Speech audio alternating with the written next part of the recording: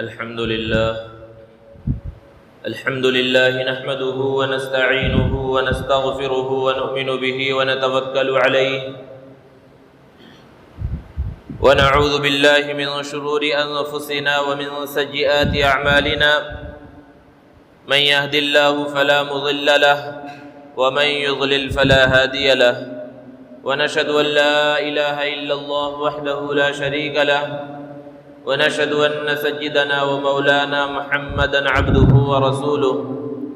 صلى الله تعالى عليه وعلى آله وأصحابه وبارك وسلم تسليما كثيرا كثيرا أما بعد فأعوذ بالله من الشيطان الرجيم بسم الله الرحمن الرحيم يا أيها الناس إنا خلقناكم من ذكر وأنثى وجعلناكم شعوبا وقبائل لتعارفوا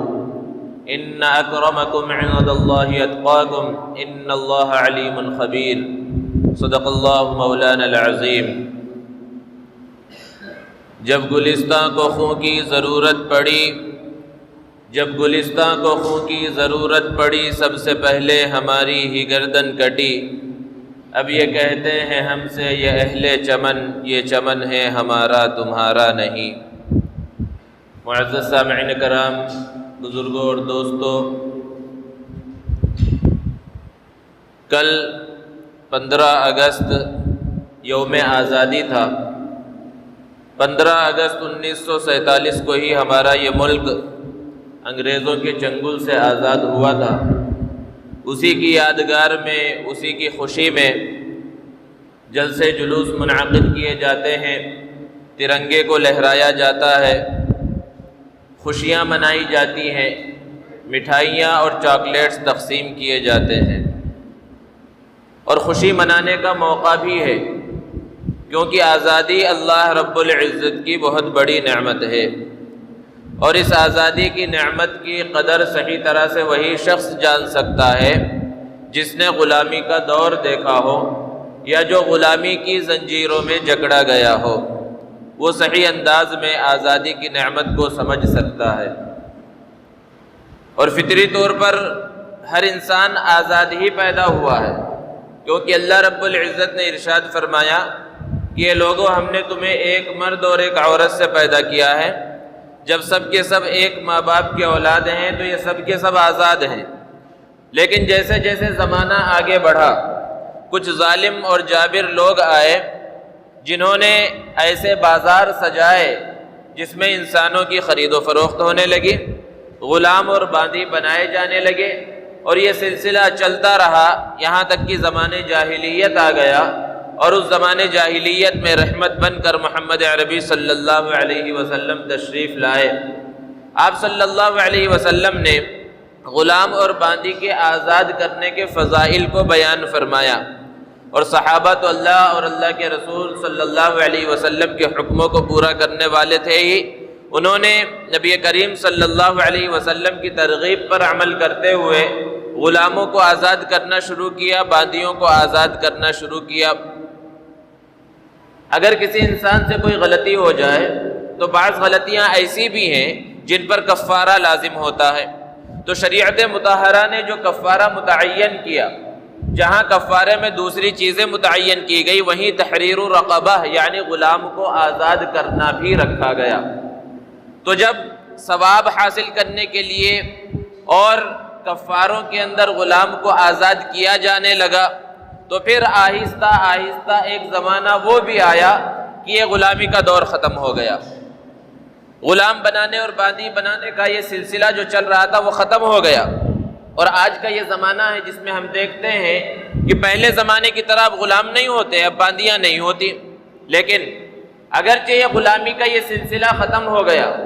لیکن ایک بھیانک قسم کی دوسری غلامی کا سلسلہ اب بھی جاری ہے۔ اور غلامی کا وہ سلسلہ یہ ہے کہ کوئی طاقتور ملک کسی ملک پر، کسی علاقے کے اوپر، کوئی قوم کسی قوم کے اوپر اپنے طاقت کے بلبوتے پر قبضہ کر لے اور اس کو اپنا ذہنی اور جسمانی غلام بنا لے، یہ بھی غلامی کی ایک بھیانک شکل ہے۔ ہمارے ملک کے اندر یہی غلامی کی بھیانک شکل نافذ تھی اور اسی غلامی کی شکل سے 1947 15 اگست کو یہ ہندوستان آزاد ہوا تھا، اس غلامی کے چنگل سے نکلا تھا۔ دوستو، ملک کے جو موجودہ حالات ہیں، آزادی ہونے کے باوجود، آزادی حاصل کرنے کے باوجود گزشتہ چند سالوں سے جو حالات کے اندر تبدیلی آئی، اور خاص طور پر مسلمانوں کے اوپر جو حالات آئے ہیں کہ انہیں دوسرے درجے کا شہری سمجھا جانے لگا، ان کے اوپر دہشت گردی کا الزام لگایا جانے لگا، کہیں بھی بھیڑ کے ذریعے کسی بھی نہتے آدمی کو پکڑ کر اس کو قتل کیا جانے لگا، کسی کو پکڑ کر اس کی داڑھی کا مذاق بنایا جانے لگا، زبردستی کسی آدمی کو پکڑ کر کفریہ اور شرکیہ کلمات کہنے پر مجبور کیا جانے لگا، بھیڑ کے ذریعے کسی کو بھی قتل کیا جانے لگا، شریعت مطہرہ کے مختلف احکامات پر کیچڑ اچھالا جانے لگا۔ یہ سب چیزیں ہیں جو ہماری نظروں کے سامنے ہیں اور روزانہ ہم پڑھتے ہیں۔ ایسے حالات میں ہماری ذمہ داری تو اور زیادہ بڑھ جاتی ہے کہ ہم یہ سمجھیں، ہر مسلمان اس بات کو سمجھے، اور خاص طور پر نئی نسل اس بات کو سمجھے کہ ہم اس ملک کے اندر کرایہ دار نہیں ہیں، بلکہ یہ ملک ہمارا ہے، ہم اس ملک کے مالک ہیں، ہم اس ملک کے حصے دار ہیں۔ اور یہ کب ہوگا؟ جب ہمیں اپنی تاریخ معلوم ہوگی کہ ہم کہیں باہر سے نہیں آئے ہیں، ہم اس ملک کے اندر پیدا ہوئے ہیں، اور اس ملک کو آزاد کرانے کے واسطے ہمارے آباء و اجداد نے، ہمارے اکابر نے، ہماری اسلاف نے کیسی قربانیاں دی ہیں، یہ جب ہمیں معلوم ہوگا تو ہم اس حقیقت کو سمجھیں گے۔ اور اگر ہم نے خود معلوم نہ کیا، اپنی نئی نسل کو ان چیزوں کے بارے میں نہیں بتلایا، تو وہ وقت دور نہیں کہ ہماری نئی نسل اور مسلمان بچے بھی یہ سمجھنے لگیں گے کہ ہم اس ملک کے اصلی شہری نہیں ہیں۔ دوستو، کل کا جو دن گزرا اس کے اندر مجاہدین آزادی کے کارناموں کو بیان کیا گیا، جہاں بھی جلسے جلوس منعقد ہوئے۔ اگر آپ کسی جلسے کے اندر شریک ہوئے ہوں، کسی ایسے پروگرام میں شریک ہوئے ہوں جہاں فریڈم فائٹرز اور مجاہدین آزادی کا تذکرہ کیا جا رہا تھا، تو آپ نے محسوس کیا ہوگا کہ وہاں پر مسلمانوں کا کوئی تذکرہ نہیں ہوتا۔ کسی مجاہد آزادی جو مسلمان تھا اس کا تذکرہ نہیں کیا جاتا، اس کے کارناموں کو بیان نہیں کیا جاتا، اور عام آدمی یہ سمجھنے لگتا ہے کہ مسلمانوں کا اس میں کوئی حصہ نہیں ہے، مسلمانوں نے آزادی کو حاصل کرنے کے واسطے کوئی قربانی نہیں دی۔ اور ہمارا سیدھا سادہ بچہ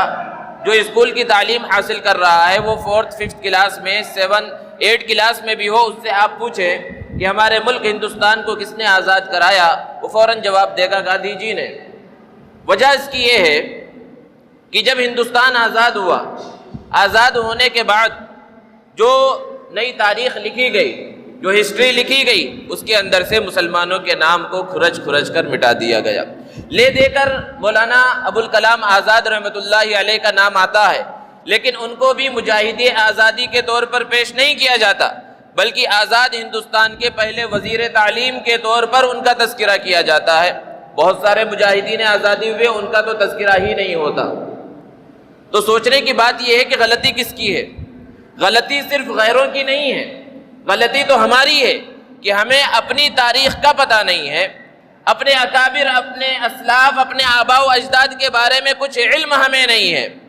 اگر ہم نے اپنی تاریخ کو نہیں جانا، ہم نے اپنے بارے میں علم حاصل نہیں کیا، تو غیروں کو کیا پڑی ہے کہ وہ اپنے پروگراموں میں، اپنے جلسوں میں، اپنے جلوسوں میں وہ ہمارا تذکرہ کریں، جب ہمیں ہی اپنا تذکرہ معلوم نہیں ہے۔ تو ضرورت اس بات کی ہے کہ ہم اپنے آپ کو سمجھیں، اپنی اہمیت اور اپنی حقیقت کو سمجھیں، اپنے اکابر اور اسلاف کی قربانیوں کو سمجھیں۔ لیکن افسوس کی بات تو یہ ہے کہ جب جنگ آزادی کا تذکرہ کیا جاتا ہے، مجاہدین آزادی کے کارناموں کو بیان کیا جاتا ہے، اور اس بات کو بیان کیا جاتا ہے کہ مسلمانوں نے اس ملک کو آزاد باقی رکھنے کے واسطے کس طرح کی قربانیاں دی، جب اس کا تذکرہ کیا جاتا ہے، اور خاص طور پر اس کا تذکرہ اگر مسجد میں کیا جائے تو بعض لوگوں کو بہت ناگوار گزرتا ہے، اور وہ یہ سمجھتے ہیں کہ یہ تو دنیا کی باتیں مسجد کے اندر ہو رہی ہیں، یہ سیاسی باتیں مسجد کے اندر ہو رہی ہیں، اور یہ سیاسی باتوں کی جگہ مسجد نہیں ہے، اس کے لیے تو باہر جانا چاہیے۔ گویا کہ ہم نے یہ سمجھ لیا ہے یہ ساری چیزیں دنیاوی زندگی سے تعلق رکھتی ہیں اور اس کا اسلام سے کوئی تعلق نہیں، اور سیاست کا اسلام سے کوئی تعلق نہیں۔ حالانکہ حقیقت تو یہ ہے کہ جدا ہو دین سیاست سے تو رہ جاتی ہے چنگیزی۔ اگر ہم نے یہ نظریہ بنا لیا کہ اسلام کا سیاست سے اور سیاست کا اسلام سے کوئی تعلق نہیں، تو نعوذ باللہ ثم نعوذ باللہ، اگرچہ ہم زبان سے نہیں کہہ رہے لیکن ہمارا عمل یہ بتلا رہا ہے، ہماری سوچ یہ بتلا رہی ہے کہ ہم اسلام کو کامل اور مکمل نہیں سمجھتے، کیونکہ اسلام کے بارے میں ہم بارہا یہ کہتے ہیں کہ اسلام ایک مکمل نظام حیات ہے جس میں ساری چیزوں کو بیان کیا گیا ہے۔ تو کیا سیاست کے مسائل کو اور سیاست کی باریکیوں کو بیان نہیں کیا گیا؟ اصل چیز یہ ہے کہ ہم سیرت سے دور ہو گئے، نبی کریم صلی اللہ علیہ وسلم کی حیات طیبہ ہمارے سامنے نہیں ہے۔ آپ صلی اللہ علیہ وسلم جہاں ایک عظیم مبلغ تھے، ایک عظیم معلم تھے، آپ مسجد نبوی میں بیٹھ کر، صفہ کے چبوترے پر بیٹھ کر صحابہ کرام کو درس دیا کرتے تھے، ان کے قلوب کا تزکیہ کرتے تھے۔ وہیں اللہ کے رسول صلی اللہ علیہ وسلم میدان کے شہسوار بھی تھے، آپ صلی اللہ علیہ وسلم دنیا کے بہترین سپہ سالار بھی تھے، آپ صلی اللہ علیہ وسلم کے پاس دنیا بھر سے وفود آتے، ان سے آپ ملاقات مسجد نبوی میں کرتے تھے، اور بسا اوقات ایسا آیا کہ قیدیوں کو لایا گیا تو مسجد نبوی کے ستون سے، پلروں سے ان قیدیوں کو باندھا گیا۔ ہماری سوچ بدل گئی، ہمارا نظریہ بدل گیا، ہم نے یہ سمجھنا شروع کر دیا کہ مسجد تو نام ہے صرف نماز پڑھنے کا، مسجد کے اندر نماز کے علاوہ کوئی اور کام نہیں ہونا چاہیے، حالانکہ مسجد ایک مرکزی حیثیت رکھتی ہے۔ اللہ کے رسول صلی اللہ علیہ وسلم کے جتنے فرامین ہوتے تھے وہ اسی مسجد نبوی سے جاری ہوتے تھے۔ ہمارا یہ نظریہ بن گیا کہ یہ صرف عبادت کی جگہ ہے، یہ صرف نماز پڑھنے کی جگہ ہے، یہاں اور کوئی کام نہیں ہونا چاہیے، اور صرف اللہ کا ڈر، اللہ کا جو خوف ہوگا وہ مسجد کے اندر ہوگا، مسجد کے باہر اپنی زندگی ہے، اور عمل کے ذریعے ہم وہ کرتے بھی ہیں، دکھلاتے بھی ہیں۔ اللہ کے رسول صلی اللہ علیہ وسلم نے ارشاد فرمایا، ما اسفل من الکعبین من الازار فی النار، کہ ٹخنوں کا جو حصہ کپڑوں سے چھپ جائے وہ جہنم میں ہوگا۔ یعنی مرد حضرات کو اپنے ٹخنوں کو کھلا رکھنا ضروری ہے کہ اوپر سے کوئی کپڑا، یعنی وہ جبہ ہو، قبہ ہو، پینٹ ہو، پیجامہ ہو، لنگی ہو، اس کے ذریعے ٹخنا نہیں چھپنا چاہیے مرد کا۔ یہ اللہ کے رسول صلی اللہ علیہ وسلم کا حکم ہے، اور مسلمان اس پر عمل بھی کرتے ہیں۔ بہت سے مسلمان تو وہ ہیں کہ اپنی 24 گھنٹے کی زندگی میں اس پر عمل کرتے ہیں، وہ مسجد میں ہو یا مسجد سے باہر ہو، لیکن ایک بہت بڑا طبقہ مسلمانوں کا وہ ہے کہ جب مسجد کی باؤنڈری کے اندر آتا ہے، مسجد کی چہار دیواری میں آتا ہے، تو اپنے ٹخنے کو کھول لیتا ہے، اپنے پینٹ اور پیجامے کو اوپر کر لیتا ہے، اور جیسے ہی نماز سے فارغ ہوا یہ طبقہ مسجد سے باہر نکلا، ابھی مسجد کی باؤنڈری سے بھی باہر نہیں گیا ہے کہ وہ ٹخنے سے نیچے پھر وہ کپڑا آ جاتا ہے۔ ہم اپنے عمل کے ذریعے یہ کر کے بتلا رہے ہیں کہ اللہ کا جو ڈر ہے، نبی کا جو طریقہ ہے، وہ صرف مسجد کی حد تک ہے۔ ہم نے اپنے ذہن کے اندر ان خرافات کو بھر لیا ہے اور مسجد کے دائرے کو بہت زیادہ محدود کر دیا ہے۔ تو سمجھنے کی بات یہ ہے کہ دین صرف نماز روزے کا نام نہیں ہے، صرف مسجد میں آ کر عبادت کرنے کا نام نہیں ہے۔ پوری زندگی بچپن سے لے کر موت تک جتنے بھی مسائل، حالات انسان کے ساتھ پیش آتے ہیں، سب کے اندر اگر دین کو، شریعت مطہرہ کو سامنے رکھ کر زندگی گزاری جائے، اس پر عمل کیا جائے، تب کہا جائے گا ایک آدمی شریعت پر عمل کر رہا ہے، وہ سچا پکا مسلمان ہے، وہ سچا پکا دیندار ہے۔ اس لیے اپنے ذہنیت کو بدلنے کی ضرورت ہے۔ تو بہرحال آزادی کی جو لڑائی ہے، جس کا تذکرہ کرنا مقصود ہے، اپنے اکابر اور اسلاف کے کارناموں کو بیان کرنا مقصود ہے کہ ہر مسلمان کو معلوم ہو اور وہ لوگوں کے سامنے اس کو بیان بھی کر سکے۔ عموماً جب جنگ آزادی کا تذکرہ کیا جاتا ہے تو 1857 سے اس کا آغاز کیا جاتا ہے۔ یہ ایک بہت بڑی غلط فہمی مسلمانوں کے درمیان پھیلائی جاتی ہے کہ جنگ آزادی کا جو آغاز ہوا ہے وہ 1857 کی جنگ آزادی سے ہوا، حالانکہ یہ تاریخ بالکل غلط ہے،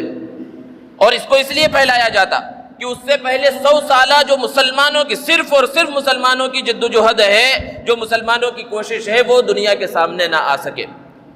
انگریز جو ہندوستان میں آیا وہ 1600 عیسوی کی بالکل آغاز میں، جب واسکو ڈی گاما یہاں سے گزرا اور ہندوستان کو دیکھا، اور پھر برطانیہ کے پارلیمنٹ میں دنیا کے نقشے پر انگلی رکھتے ہوئے کہا کہ یہ علاقہ، یہ خطہ بہت خوبصورت ہے، یہ سونے کی چڑیا ہے اور اس کو ہم بہت آسانی سے حاصل کر سکتے ہیں، تو انہوں نے ایک لمبا طویل پلان بنایا اور یہاں تجارتی قافلے کی شکل میں ہندوستان کے اندر وہ آئے، اور ان کا مقصد یہ نہیں تھا کہ آتے ہی فوراً یہاں پر حملہ کریں اور یہاں کی حکومت کو حاصل کر لیں اور ہندوستان کے اوپر قبضہ کر لیں، بلکہ ان کا پہلا مقصد یہ تھا کہ ہندوستان کے کونے کونے اور چپے چپے میں پہلے ایسٹ انڈیا کمپنی کی شاخیں قائم کر دی جائے، اپنی تجارت کو پھیلا دیا جائے اور بعد میں حکومت کو حاصل کیا جائے۔ انہوں نے حکومت حاصل کرنے کا جو منصوبہ بنایا تھا وہ 1 مہینے 2 مہینے کے اندر نہیں، ان کا منصوبہ ہی یہ تھا کہ ہم صدیوں میں 100-150 سال میں ہندوستان کی حکومت کو حاصل کریں گے۔ غیروں کا یہ طریقہ رہا ہے کہ وہ جو پلاننگ کرتے ہیں، منصوبے بناتے ہیں، طویل المیعاد منصوبے بناتے ہیں، بہت آگے کی سوچ کر منصوبے بناتے ہیں، جبکہ ہمارا حال کیا ہے کہ ہم کوئی منصوبہ بناتے ہیں، کوئی پلاننگ کرتے ہیں تو 1 دن میں آج ہی یہ کام ہو جائے، 1 مہینے میں یہ کام ہو جائے۔ ہمارے پاس لمبے منصوبے نہیں ہیں، لمبی پلاننگ کوئی بھی نہیں ہے، نہ تعلیمی اعتبار سے، نہ معیشت کے اعتبار سے، نہ کسی اور اعتبار سے لمبے منصوبے نہیں ہوتے، اس لیے ہم کامیاب بھی نہیں ہوتے جس انداز میں کامیاب ہونے چاہیے۔ تو انگریزوں نے ایک لمبا منصوبہ بنایا اور 1600 عیسوی کے آغاز سے لے کر 1740 تک تقریباً وہ اپنی تجارت کو ہی یعنی 140 سال تک انہوں نے حکومت کی طرف توجہ نہیں کی، حکومت حاصل کرنے کی کوشش نہیں کی، بلکہ ایسٹ انڈیا کمپنی کی شاخ کو ہندوستان کے اندر پھیلایا۔ اور جب تقریباً 150 سال کا زمانہ گزر گیا تو پھر جو چھوٹے چھوٹے راجے مہاراجے تھے ان لوگوں کو خریدنا شروع کیا اور پھر اپنی چھوٹی چھوٹی حکومتیں اور چھوٹے چھوٹے علاقوں میں انہوں نے گورنر قائم کرنا شروع کیے۔ تو ایک طرف یہ انگریزوں کی سازشیں تھیں ہندوستان کو آہستہ آہستہ حاصل کرنے کی، اس پر قبضہ کرنے کی، اور ادھر دوسری طرف 1700 عیسوی کے آغاز میں دلی کے ایک گھرانے میں، شاہ عبد الرحیم کے گھرانے میں شاہ ولی اللہ محدث دہلوی کی ولادت ہوتی ہے۔ شاہ ولی اللہ محدث دہلوی رحمۃ اللہ علیہ ایک ایسی عظیم شخصیت ہیں کہ جتنے بھی مسالک ہیں سب انہیں اپنا رہنما اور رہبر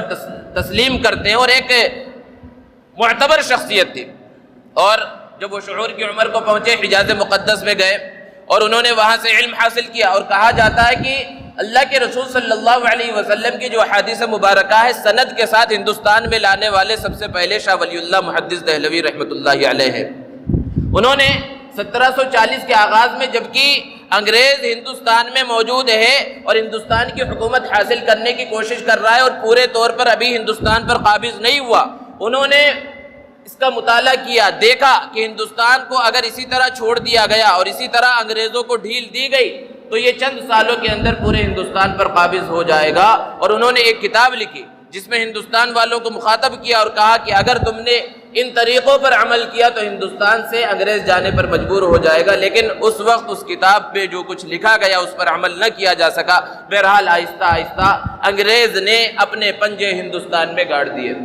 اور سب سے پہلی جو جنگ آزادی ہوئی وہ نواب سراج الدولہ نے بنگال کے اندر یہ جنگ آزادی لڑی انگریزوں سے، اور بہت بڑی فوج تیار کی، بہت طاقتور فوج نواب سراج الدولہ کے ساتھ تھی۔ لیکن مسلمانوں کی ایک یہ بھی تاریخ رہی ہے کہ غیروں سے مسلمانوں کو جتنا نقصان پہنچا اس سے کہیں زیادہ نقصان اپنوں کی غداری سے پہنچا۔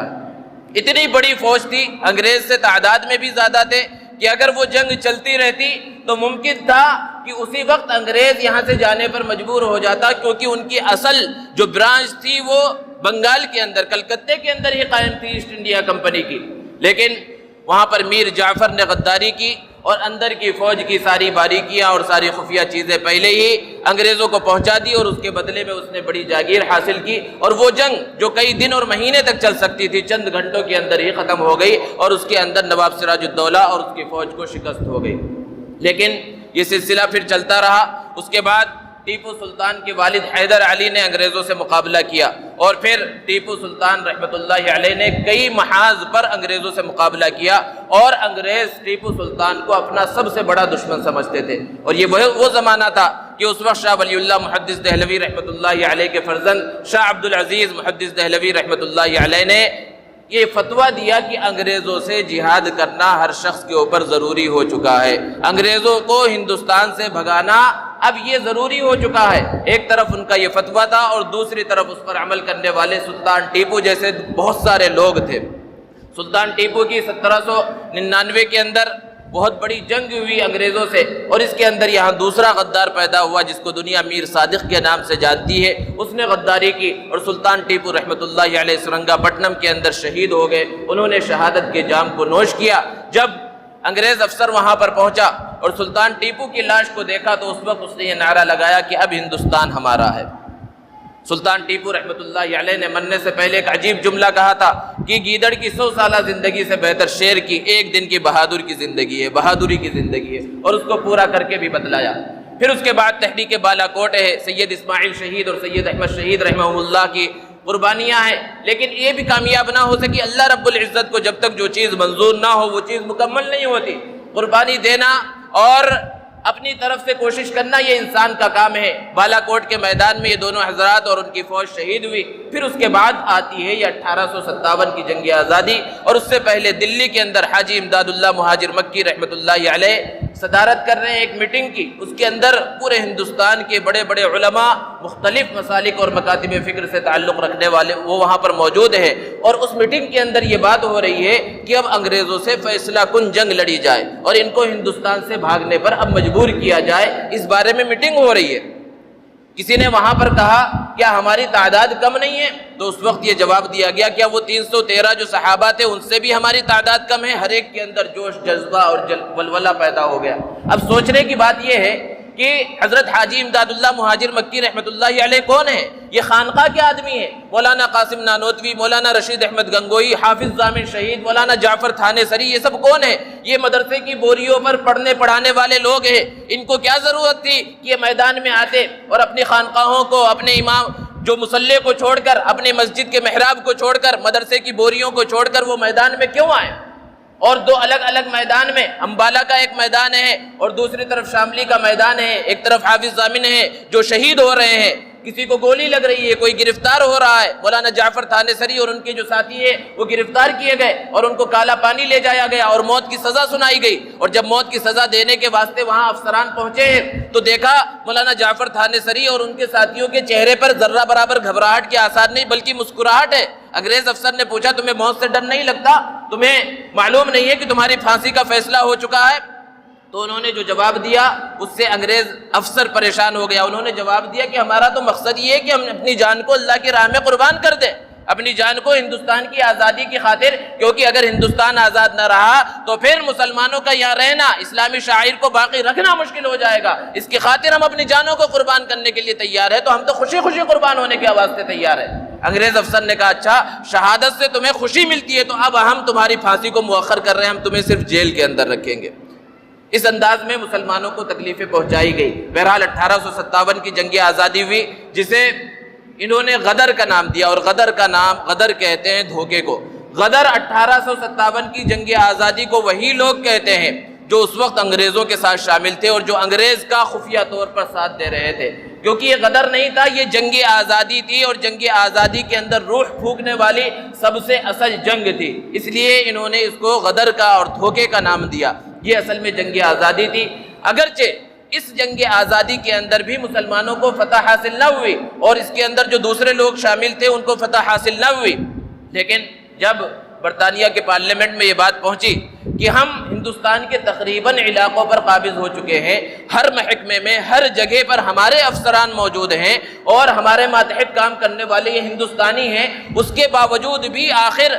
کچھ دنوں میں، تھوڑے دنوں میں یہ تحریکیں کیوں اٹھتے رہتی ہیں؟ یہ لوگ کیسے ہمارے مقابلے پر دوبارہ آ جاتے ہیں؟ اور اس کے واسطے انہوں نے ہندوستان کے افسروں کو خط لکھا اور پوچھا کہ اس کے بارے میں تحقیق کرو اور بتاؤ کہ آخر ایسی تحریکیں کیوں دوبارہ اٹھتے رہتی ہیں۔ تو یہاں پر انہوں نے جو سروے کیا، رپورٹ تیار کی، اس رپورٹ کو لکھ کر برطانیہ کے پارلیمنٹ میں بھیجا گیا اور اس کے اندر کہا گیا کہ جب تک مسلمانوں کے اندر 3 چیزیں باقی ہیں، غیروں کے اندر ہو نہ ہو، مسلمانوں کے درمیان سے یہ تحریکیں انگریزوں کے خلاف اٹھتی ہی رہیں گی، چاہے یہ شکست کھا جائے لیکن ہمیشہ یہ انگریزوں کے مقابلے میں آتے رہیں گے۔ سب سے پہلی چیز جو انہوں نے رپورٹ تیار کر کے یہاں سے بھیجی کہ جب تک ان کے اندر قرآن باقی ہے، قرآن پر عمل باقی ہے، اس طرح کی تحریکیں اٹھتی رہیں گی، اور جب تک علماء باقی ہیں اس طرح کی تحریکیں اٹھتی رہیں گی، اور جب تک ان کے دلوں کے اندر جذبہ جہاد باقی ہے اس طرح کی تحریکیں اٹھتی رہیں گی۔ ہم یہاں پر کامیاب نہیں ہو سکتے، جس انداز میں خود مختار حکومت اور اچھی طرح حکومت کرنا چاہتے اس طرح حکومت ہم نہیں کر سکتے۔ وہاں سے حکم آیا کہ ان تینوں چیزوں کو ختم کیا جائے، اور پہلی چیز پر عمل کرتے ہوئے صرف چند سالوں کے اندر ہندوستان میں 3 لاکھ قرآن مجید کے نسخے جلائے گئے۔ 1857 سے لے کر 1867 تک ان 10 سالوں میں 3 لاکھ قرآن مجید کے نسخے جلائے گئے۔ لیکن یہ ہر مسلمان جانتا ہے، ہر شخص اچھی طرح سے جانتا ہے، دنیا کے اندر جتنے قرآن مجید کے نسخے ہیں سب کو بھی جلا دیا جائے، ختم کر دیا جائے تو قرآن ختم نہیں ہو سکتا، کیونکہ یہ سینوں کے اندر قرآن موجود ہے، اس کو کیسے ختم کیا جائے گا؟ اور دوسری چیز پر عمل کرتے ہوئے ہزاروں علماء کرام کو شہید کیا گیا۔ دلی سے لے کر لاہور کی بادشاہی مسجد تک جگہ جگہ پر جو درخت ہے ہر طرف علماء، اور صرف علماء ہی نہیں، علماء کی شکل و شباہت رکھنے والے جو لوگ تھے، جو کرتا پائجامہ اور ٹوپی پہننے والے لوگ تھے، جن کی داڑیاں تھی، انہیں بھی علماء سمجھ کر سب کو شہید کر دیا گیا، سولی پر لٹکا دیا گیا، پھانسی کے اوپر چڑھا دیا گیا۔ تقریباً 51,000 علماء کرام کو شہید کیا گیا۔ اور انگریز افسر نے لکھا ہے کہ لاہور کی بادشاہی مسجد کے پیچھے میں موجود تھا کہ وہاں پر ایک بڑا گڑھا کھودا گیا اور اس کے اندر خطرناک قسم کی آگ جل رہی ہے، 40 لوگوں کو لایا گیا اور وہاں پر ان کے کپڑے نکال کر زندہ اس آگ کے اندر ڈال دیا گیا اور وہ جلنے لگے کہ گوشت کی جلنے کی بدبو میرے ناک میں پہنچ رہی تھی۔ پھر اس کے تھوڑی دیر کے بعد اور 40 علماء کو لایا گیا اور ان کو تیار کیا گیا، اس میں ڈالنے کے واسطے ان سے صرف ایک سوال کیا گیا، ایک بات کہی گئی کہ صرف تم اس بات کا اقرار کر لو کہ 1857 کی جنگ آزادی میں تم شریک نہیں تھے، ہم تمہیں معاف کر دیں گے۔ کوئی بھی ایسا نہیں تھا جس نے اس بات کا اقرار کیا ہو، بلکہ سب نے کہا کہ اس جنگ آزادی میں شریک ہونا تو ہمارے لیے فخر کی بات تھی، ہم سب اس جنگ آزادی میں شریک تھے۔ پھر ان 40 کے 40 کو وہیں زندہ جلتی ہوئی آگ کے اندر ڈال دیا گیا۔ یہ ایک علاقے کا معاملہ ہے، اس طرح ہندوستان کے مختلف علاقوں کے اندر کیا گیا۔ تو قرآن کو ختم کرنے کے واسطے قرآن جلائے گئے، علماء کو ختم کرنے کے واسطے علماء کو سولی کے اوپر چڑھایا گیا، پھانسی کے اوپر چڑھایا گیا، آگ کے اندر انہیں ڈالا گیا، اور جذبے جہاد کو ختم کرنے کے واسطے مسلمانوں کے ہی درمیان سے غدار پیدا کیے گئے، اور ان میں سب سے بڑا مرزا غلام احمد قادیانی، جو انگریزوں نے تیار کیا، انگریزوں نے اسے تلاش کیا، اور جو پہلے مسلمان تھا اور اس کو پیسے دے کر اس بات پر مجبور کیا گیا، اسے تیار کیا گیا کہ وہ ختم نبوت پر ڈاکہ ڈالے اور آخری نبی ہونے کا دعویٰ کرے، اور اس نے وہ دعویٰ کیا۔ اور سب سے پہلی چیز، کوئی بھی یہاں کے لوگوں کا حال یہ ہے کہ کوئی کیسا بھی دعویٰ لے کر کھڑا ہو جائے، چاہے وہ نبی ہونے کا، عیسیٰ ہونے کا، مہدی ہونے کا، کچھ نہ کچھ لوگ اس کے دھن چھلے مل جاتے ہیں، کچھ نہ کچھ لوگ اس کے پیچھے چلنے والے موجود رہتے ہیں۔ تو اسی طرح مرزا غلام احمد قادیانی کے ساتھ بھی ہوا کہ بہت سے لوگ اس کے ماننے والے پیدا ہوئے۔ اس نے اس وقت سب سے پہلا فتویٰ دیا کہ انگریزوں سے جہاد کرنا حرام ہے، یہ ہمارے محسن ہیں، یہ ہمیں نوکری دیتے ہیں، یہ ہمیں پیسے دیتے ہیں، یہ ہمیں کھانا دیتے ہیں۔ اس انداز میں اس نے فتویٰ دیا اور اس جذبے جہاد کو ختم کرنے کی کوشش کی، لیکن اس سے کوئی اثر نہیں پڑا۔ تو بہرحال یہ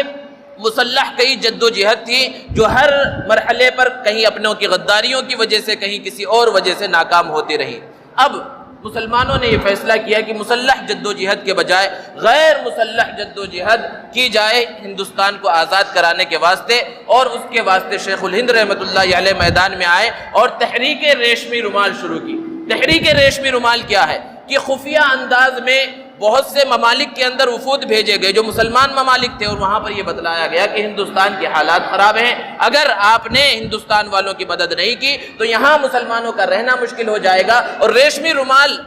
رومال رہتا تھا، اس کے اندر خفیہ خط لکھا جاتا تھا، اس کو ایک جگہ سے دوسرے جگہ پر اور بھیجا جاتا تھا، اور اس کے اندر غیر مسلم احباب کو بھی شریک کیا گیا، اور یہ تحریک ریشمی رومال چلنے لگی۔ افغانستان کے اندر اس زمانے میں ہندوستان کی جلا وطن حکومت بھی قائم کی گئی کہ وہاں سے ہندوستان کو آزاد کرایا جائے گا، اور وہاں پہلا صدر، پہلا وزیر اعظم راجہ مہندر پرتاپ کو بنایا گیا، غیر مسلم کو، کیونکہ مسلمان علماء یہ چاہتے تھے کہ صرف اکیلے ہی نہیں سب کو لے کر ساتھ میں چلا جائے۔ اور گاندھی جی کا جو نام آتا ہے، تحریک ریشمی رومال ہے ساتھ میں، اگر یہ اس وقت کامیاب ہو جاتی تو اللہ کی مرضی ہے، بہرحال کامیاب نہیں ہوئی تو 1919 یا 1920 میں ہندوستان آزاد ہو چکا ہوتا، لیکن یہ اپنے وقت سے پہلے اس کے راز کا بھی افشا ہو گیا، اور شیخ الہند رحمۃ اللہ علیہ اور ان کے ساتھی حجاز کے مقدس علاقے سے گرفتار ہوئے۔ اور یہ زمانہ ایسا تھا کہ ایک طرف خلافت عثمانیہ جو 600 سال سے قائم تھی اور پوری اسلامی دنیا پر حکومت کر رہی تھی، وہاں پر شب خون مارا جا رہا تھا، اور ادھر ہندوستان کے علماء گرفتار کیے جا رہے تھے۔ بہرحال پھر اس کے بعد 1919 یا 1920 میں جب شیخ الہند رحمۃ اللہ علیہ اور ان کے ساتھی آزاد ہوئے اور ممبئی کے ریلوے اسٹیشن پر جیل سے چھوٹنے کے بعد جب پہنچے تو ایک بہت بڑا مسلمانوں اور غیر مسلموں کا ایک بڑا مجمع ان کے استقبال کے واسطے اسٹیشن پر موجود تھا، اور استقبال کرنے والوں میں گاندھی جی بھی موجود تھے۔ وہاں سے یہ سلسلہ شروع ہوا اور پھر کئی تحریکیں جنم لی، تحریک ترک موالات، کہ علماء نے یہ فتویٰ دیا کہ انگریزوں کی نوکری کرنا حرام ہے، ان کے ساتھ کسی طرح کا بھی تعلق قائم رکھنا حرام ہے۔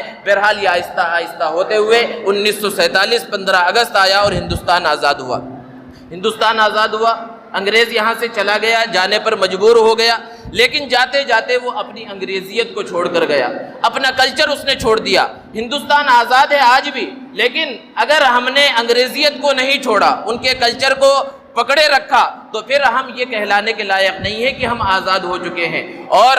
اگر ہم نے اپنے اسلاف کی ان قربانیوں کو یاد نہیں رکھا اور اس کو اچھی طرح سے نہیں سمجھا، اور جن غیر مسلم احباب کے دلوں کے اندر یہ خرافات، چاہے وہ میڈیا کے ذریعے، ٹی وی ڈیبیٹ کے ذریعے، کسی بھی طریقے سے جو ڈالے جا رہے ہیں، اگر ہم نے اپنی کوشش نہیں کی اور ان کو سمجھانے کی کوشش نہیں کی اور یہ نہیں بتلایا کہ ہم نے کس طرح کی قربانی دی ہے سب کے ساتھ ساتھ، اگر ہم نے یہ کام نہیں کیا تو وہ دن دور نہیں ہے کہ ہماری جو نسلیں ہوں گی، جیسا کہ پہلے کہا گیا، وہ یہی سمجھتے رہیں گی کہ ہم تو اصلی مالک اس ہندوستان کے نہیں ہیں، ہم اصلی شہری اس ہندوستان کے نہیں ہیں۔ اس لیے ضرورت اس بات کی ہے کہ پہلے تو ہندوستان کی تاریخ کو، پوری تاریخ کو، کہ مسلمان کس طرح یہاں پر آئے اور ہمارا کیا حصہ ہے اس ملک کے اندر، ہم یہاں کے ہیں یا باہر کے رہنے والے ہیں۔ جو کچھ دنوں میں بعض لوگ کہتے ہیں تم یہاں چلے جاؤ، تم وہاں چلے جاؤ، اس بات کو اسی وقت ہم جواب دے سکتے ہیں جب ہمیں اپنی تاریخ معلوم ہو۔ تو ضرورت اس بات کی ہے کہ آزادی کی حقیقت کو سمجھے، اور جو آزادی حاصل ہوئی ہے اگر اس کو باقی رکھنے کی کوشش نہیں کی گئی تو پھر وہ ہندوستان جو